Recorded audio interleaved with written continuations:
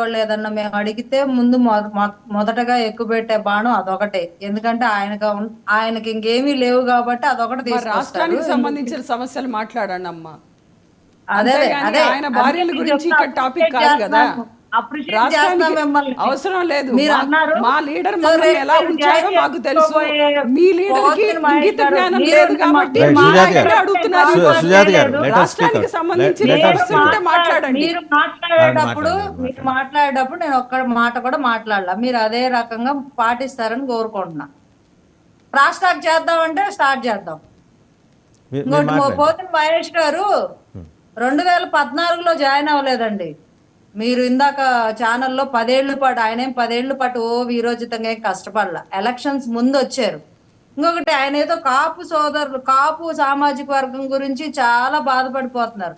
ఆయన రానప్పుడు విజయవాడ వెస్ట్ లో అమ్మిశెట్టి వాసు గారు కొన్ని కోట్ల రూపాయలు ఖర్చు పెట్టుకొని పార్టీ జెండా మోసి, కాపు సామాజిక వర్గానికి సంబంధించిన నేత, అతను పార్టీలో జాయిన్ అవ్వక ముందు పార్టీ 2014 నుంచి అతను వచ్చే వరకు విజయవాడ వెస్ట్ లో డోర్ టు డోర్ ఆయన సభ్యత్వాలు, హైయెస్ట్ సభ్యత్వాలు చేయించాడు. మెంబర్షిప్ వెస్ట్ లో పెద్ద పెద్ద ర్యాలీలు కానీ పార్టీకి సంబంధించిన ప్రతి యాక్టివిటీ అమ్మిశెట్టి వాసు గారు చేసేవాడు.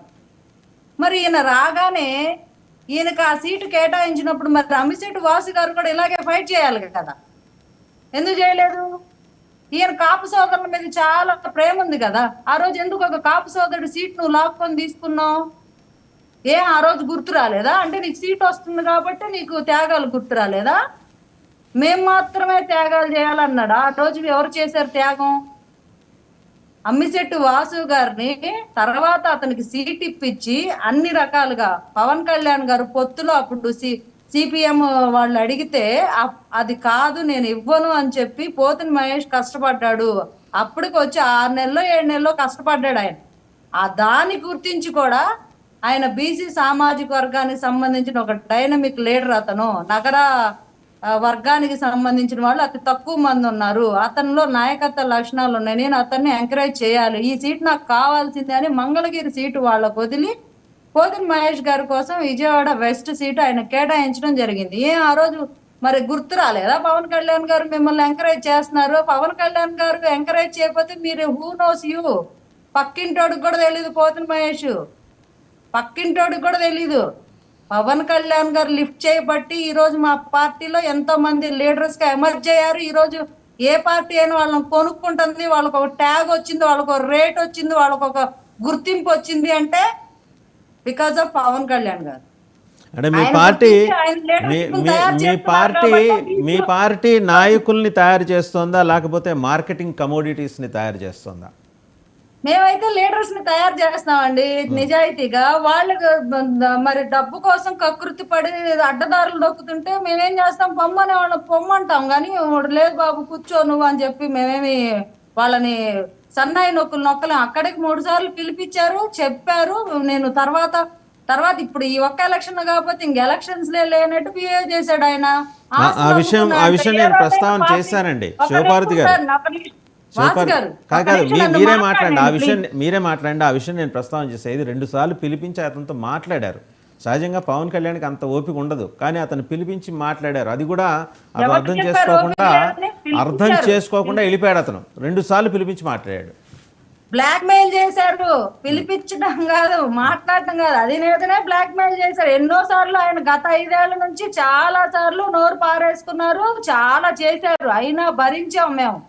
అయినా అతను ఉండాలి అని చాలా భరించి, చాలా తగ్గి, చాలా ఎన్ని కాంట్రవర్సీలు వాసు వర్గాన్ని అందరినీ ఆ పార్టీ ఆఫీసులు మీటింగులు రావద్దని కొట్టిన పరిస్థితి, దాడి చేసిన పరిస్థితి వాళ్ళ మీద. మరి ఇలాంటివన్నీ మేము సర్దుకున్నాం. అతన్ని అన్ని తగ్గి వీళ్ళకే సమాధానం చెప్పుకొని వాళ్ళని ఆ వర్గాన్ని కూల్ చేసి ఇతనికి బాధ్యతలు అప్పచెప్పాం. పార్టీలో వచ్చిన దగ్గర నుంచి ఏ రోజు వెంటనే ఇన్ఛార్జ్ ఇచ్చారు, ప్రధాన కార్యదర్శి పోస్ట్ ఇచ్చారు, అధికార ప్రతినిధి ఇచ్చారు. మీకు ఎక్కడ గుర్తింపు లేదు పార్టీలో? మీకు అన్ని పదవులు, పెద్ద పదవులు అన్ని మీకే కట్టబెట్టారు. ఈయన ఏదో ఆస్తులు అమ్ముకున్నారంట. ఏ రోజైనా పార్టీకి ఒక 10,000 విరాళం ఇచ్చిన కథలు ఉన్నాయా ఇతనికి? ఇతను పెట్టే పార్టీ జెండాలు కూడా కార్యకర్తలు తెచ్చి పెడుతున్నారు. ఇతనే సొంత డబ్బులు జేబులో తీసేం పెట్టలేదు. అతను ఎన్నికల ఖర్చు కూడా కార్యకర్తలు పోసారు. ఈ రోజు వచ్చి మా ముందు మాట్లాడమను, మేము చెప్తాం ఆయనకు ఆన్సరు.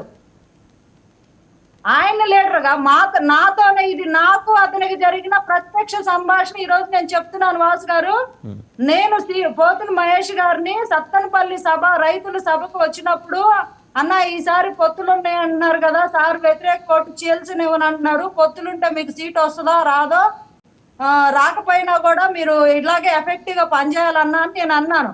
అంటే సీట్ ఎందుకు రాదు, నాకు సీట్ వస్తుంది, ఆయన సీట్ ఇవ్వాలి, నాకు మళ్ళీ ఎన్ని కోట్లు అయితే అన్ని కోట్లు పవన్ కళ్యాణ్ గారు ఖర్చు పెట్టి నన్ను గెలిపియాలని చెప్పి బహిరంగంగా అందరి ముందు, అక్కడ 10 మంది ఉన్నారు లీడర్స్, వాళ్ళందరి ముందు చాలా ఇదిగా ఆయన గెలిపియాలి. ఎందుకు గెలిపిరో కూడా నేను చూస్తా, ఎందుకు సీట్ ఎవరో కూడా నేను చూస్తా, అది నేను చూసుకుంటా.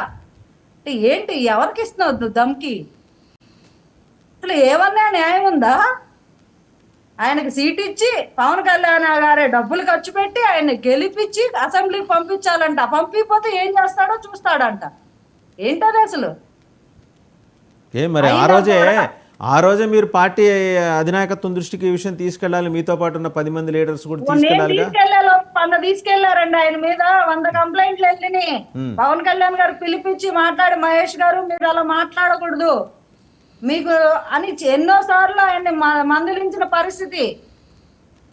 ఆయన అధికార ప్రతినిధుల సభలో కూడా ఒకసారి మీటింగ్ లో కూడా ఆయన రాకపోతే కూడా అది తెలియజేస్తాను నేను ఆయనకి వ్యక్తిగతంగా ఎవరి మీద ప్రెస్ మీట్లు పెట్టి ఆయన ఏదో వెల్లంపల్లి గారి గురించో ఎవరి గురించో కొంచెం ఘాటుగా మాట్లాడితే ఆయనకు ఫోన్ చేసి మీరు ఆ రకంగా మాట్లాడొద్దు, ఏదైనా పాయింట్ టు పాయింట్ మాట్లాడండి అని చెప్పిన సందర్భాలు ఉన్నాయి పవన్ కళ్యాణ్ గారు. ఆయన రాజకీయ ప్రయోజనాల కోసం నేను కేసులు పెట్టించుకున్నా అంటే ఎవరు పెట్టించుకోలేదండి కేసులు. ఈ రోజు పార్టీలో నా మీదే ఉన్నాయి కేసులు. నేను అసలు గ్రౌండ్కే వెళ్ళట్లేదు, అధికార ప్రతినిధిగా మీడియాలో కూర్చొని మాట్లాడుతున్నా, నా మీదే కేసులు ఉన్నాయి.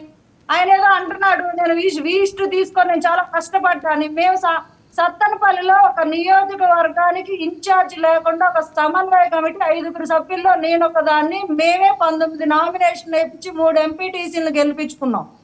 ఆయన విజయవాడ వెస్ట్ లో ఆయనకి ఇన్ఛార్జ్ ఇస్తే 17 మందిని ఏమో నామినేషన్ వేయించాడు. ఒక్కళ్ళని కూడా గెలిపించలేకపోయాడు. మేము 31 వార్డులో 9 మందిని మేము కార్పొరేట్ పెట్టి ఒక కార్పొరేట్ మేము గెలిపించుకున్నాం. ఒక ఇన్ఛార్జ్ కూడా లేడు అక్కడ. గమనించాలి, పెదకూరపాడు నియోజకవర్గంలో ఒక